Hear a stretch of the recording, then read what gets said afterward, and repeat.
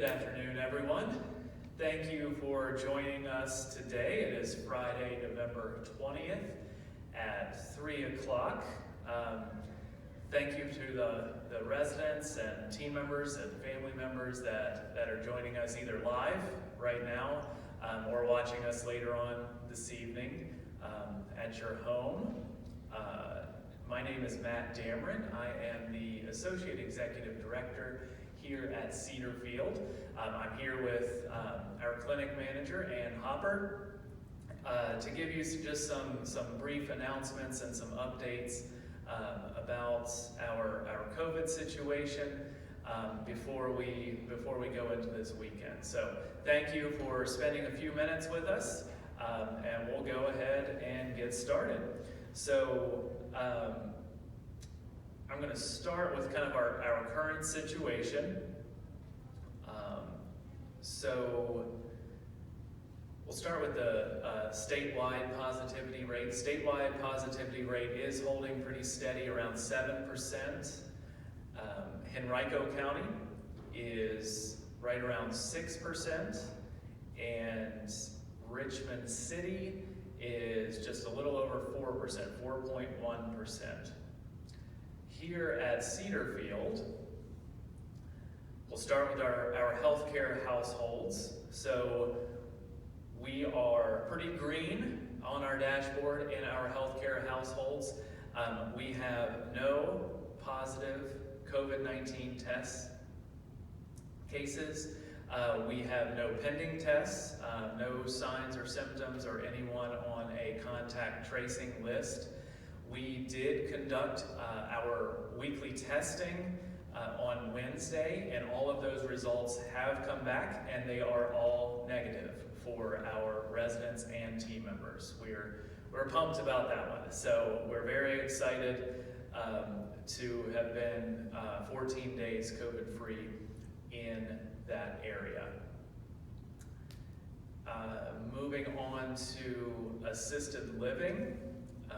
We are in the same situation there. So we have 0 COVID-19 positive cases, no pending tests, no one on our contact tracing list, and no one with any signs or symptoms. So again, we tested everyone there this past Wednesday, and we've received all of those results, and we do not have any new cases with residents or team members. So again, very, very happy about that. So that's another 14-day window there that we have not had any positive cases. Moving down to Sunshine Plaza. So we've had positive cases in that area. We are now at 6 positive COVID-19 cases. We do not have any more pending tests right now.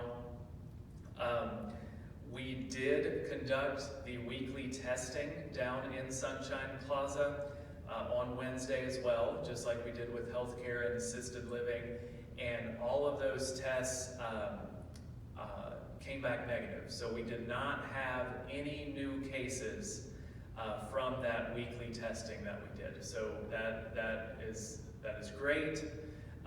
And so the positive cases were at 6. That is down from 10 positive cases. And of those 6, all of our other people have come off quarantine. They've cycled through that 14-day cycle.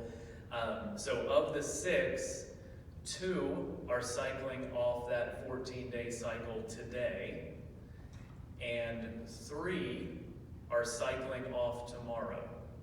So as of, let's just say Sunday, this upcoming Sunday, we will only have 1 person that is positive for COVID-19 in that area. And that person is actually going to be cycling off next Tuesday, the 24th. So we're very happy about that. The team has been doing an incredible job with infection control and being with our residents and providing services to those residents, and keeping not only our residents safe but themselves safe as well. So those 6 residents are doing very well.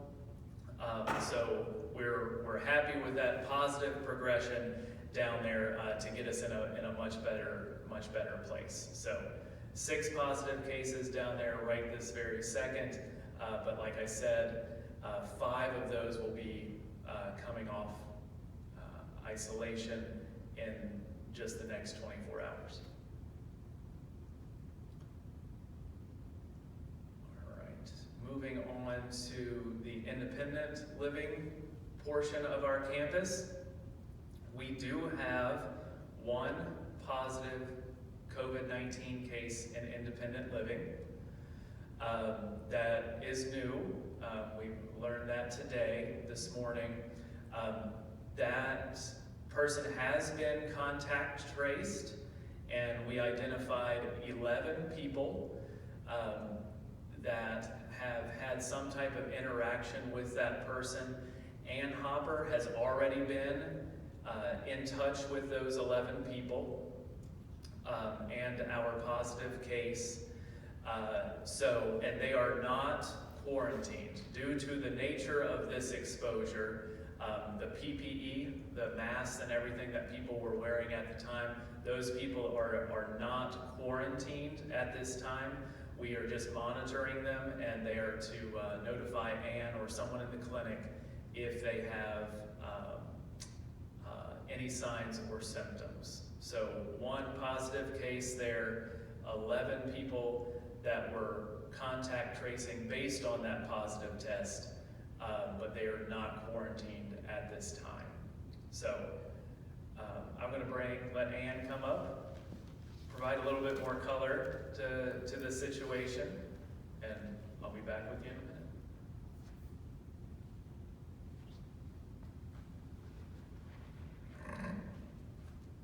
Good afternoon.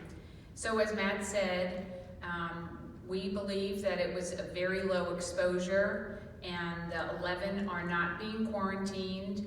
They have been advised if they have any symptoms to contact the clinic, and after hours it would be healthcare, and my number is forwarded to healthcare, and a supervisor can test someone. The individuals, the residents know to call if they have any symptoms, and we do this for up till 14 days. At this point, the Department of Health believes if you're going to have any symptoms, it could be up until 14 days. So we're really just erring on the side of caution and saying, just monitor yourself for symptoms. You go out and the gatehouse asks you the questions, does the temperature check. I've heard that there could be some deep muscle ache. Your body really aches. You could have dizziness, nausea. So, there's so many symptoms with this, and it seems like everyone is different, and we just want to make sure folks are reaching out to us. And I have been testing residents throughout the week. Residents will call and tell me about a symptom, and I'll go over, or Tessa will go over, and we test. And then the test is sent over to GenetWorks, which is at Innsbruck, and we usually hear 24 to 48 hours. So this group is not quarantined, and if you have any questions, you can call me in the clinic.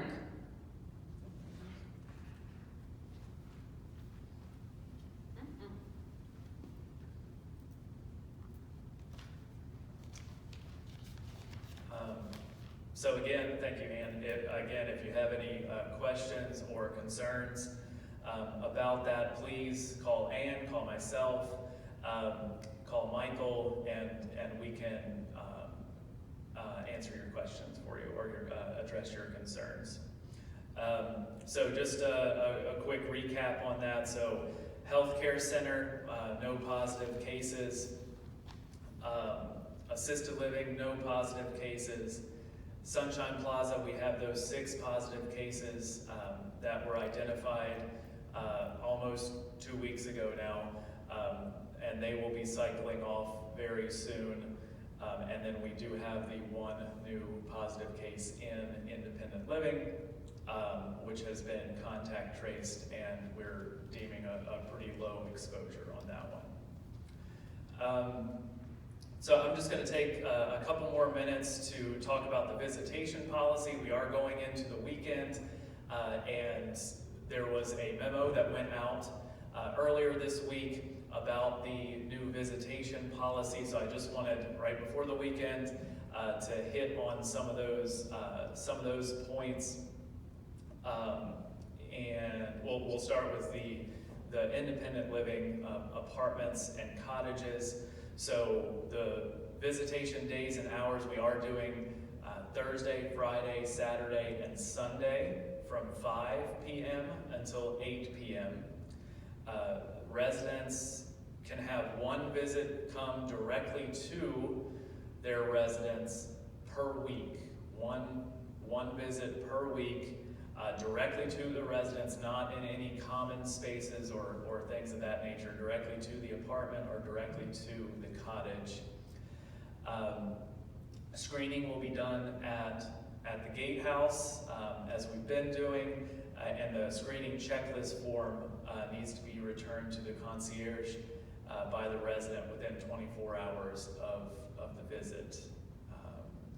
We are asking everyone to, and all of this guidance is us, our team here, working with the Department of Health to kind of come up with a mutual agreement to benefit as many people as we can. One of the recommendations is to reduce your exposure by at least 50% each week. So if you're used to seeing 10 people in a given week, try to make that 5. And we're just trying to cut back as much as possible, especially with what's going on in the greater community right now. We have a lot of a tremendous amount of exposures, a tremendous amount or a rise in positive cases. And again, we'll revisit this visitation policy every 2 weeks, and we'll get together the week of November 30th to look at that again to see where we are currently. Visitation in health services, so the licensed portion of our building, we are not doing any type of visitation within the 3 healthcare households, the assisted living neighborhood, or Sunshine Plaza memory support at this time.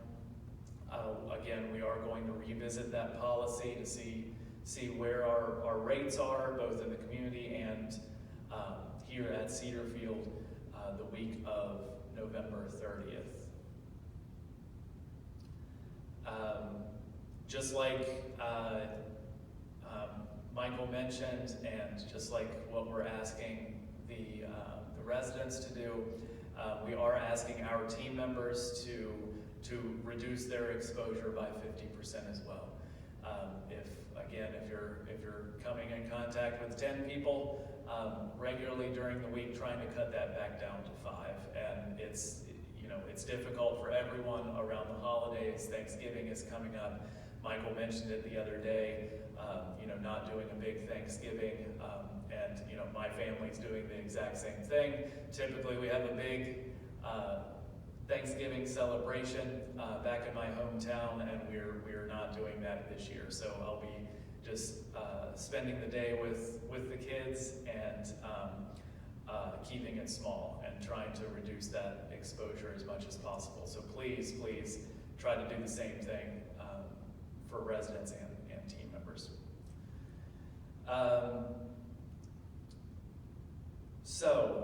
That is just kind of a brief update on the visitation policy. Again, hitting those highlights before we go into the weekend.